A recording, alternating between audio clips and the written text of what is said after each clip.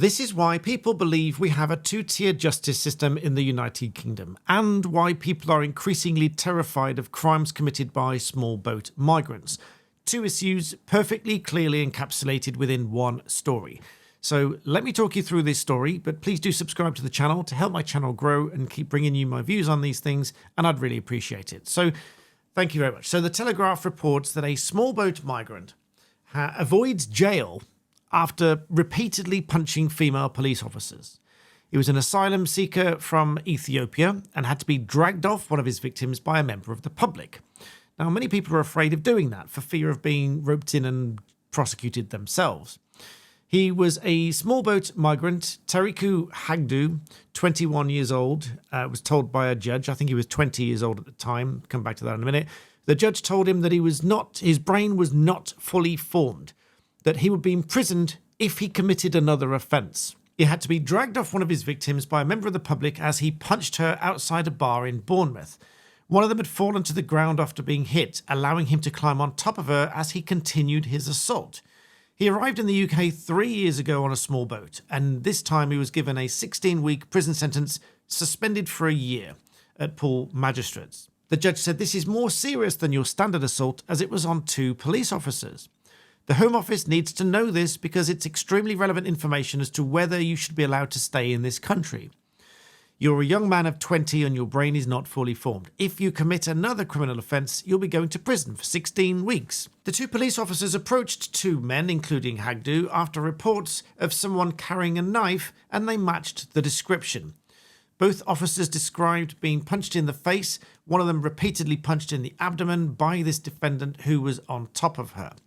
The court also heard one officer was left with bruises on her face and cheekbones, one fearing that the men could brandish a knife at any point, although no knife was eventually found. Hagdu was described as being very drunk and having a small amount of cannabis on his person, although he claims to have no memory of this incident.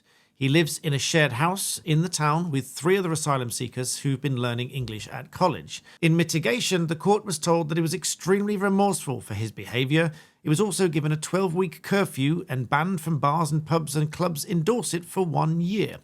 He was also ordered to pay £250 compensation to each officer, paid out of the £67.50 a week that he receives as a basic living allowance. Now, this obviously raises a point here, because if he does pay this money out of the little money that he receives, firstly, well, there's a question as to whether he pays that money, but secondly, as a general principle, many people are enticed into further crime if they lose all the money that they have because they have no money then to live on.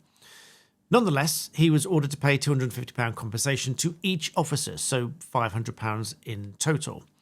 The chairman of Dorset Police Federation, James Dimmock, said that it's never acceptable to attack a police officer, and that message must be universal. Police officers are not punch bags. We are mothers and fathers, sons and daughters, husbands, wives and partners.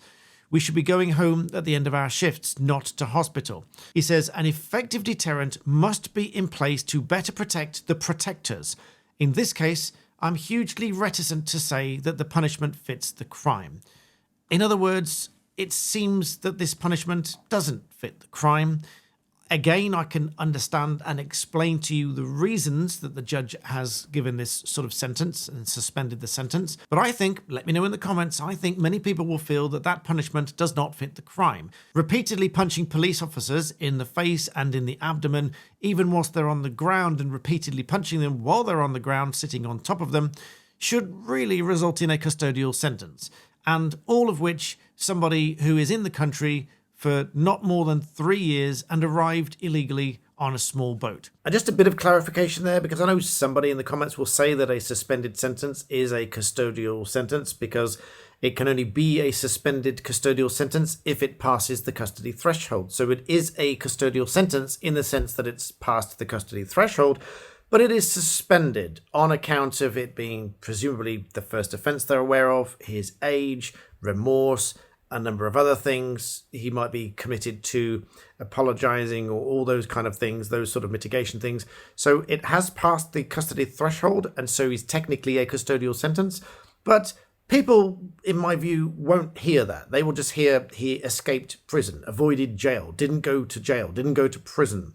Because he didn't, as long as he behaves and complies with any requirements for that suspended period, he won't actually spend any time in prison. So again, I can explain the technicalities of a custodial sentence and how and why it is suspended. But again, my view is people will think that's not adequate because he didn't actually go to prison.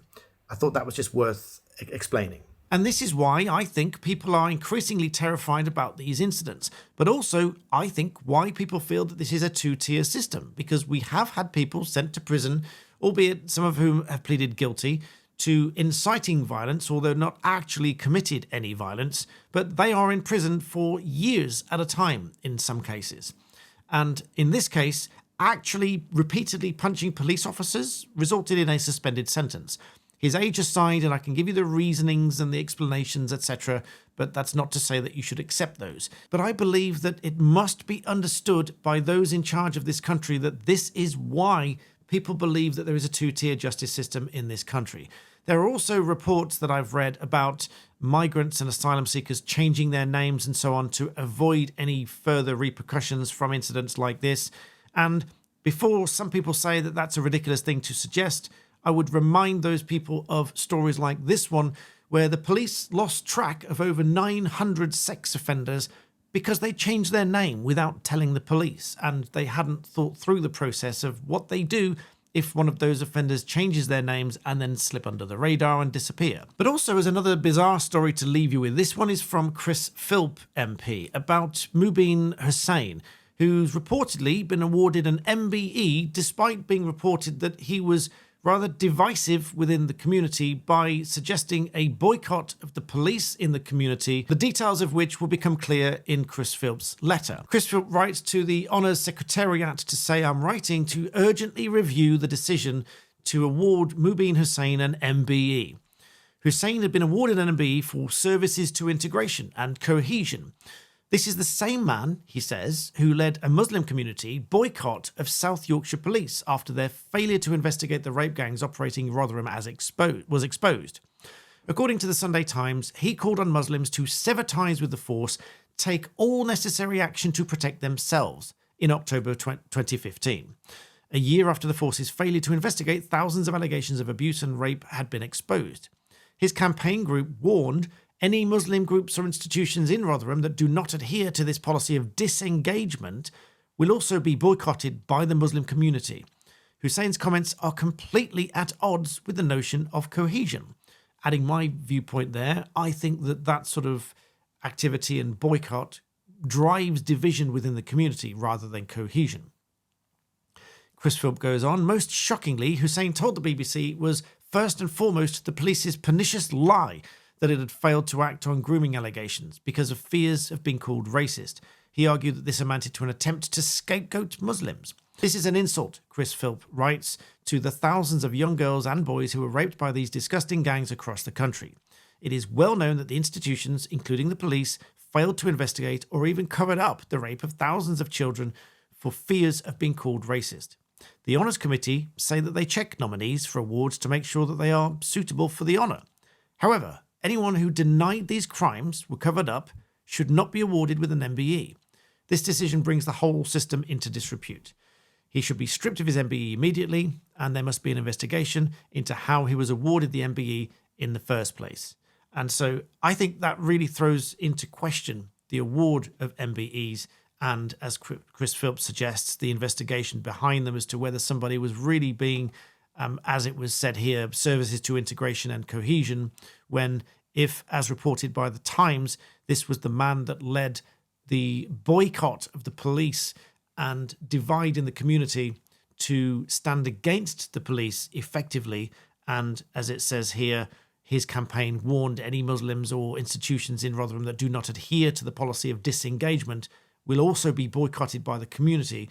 I think that is unfair to the Muslim community. I think that is driving unfair division within the Muslim community itself and between the society in that area as a whole. And so I would agree with Chris Philp. I would add my voice to that. I think this needs investigating. Somebody that sows division in society and not cohesion should not be awarded, not just with an MBE, but with an MBE for services to integration and cohesion.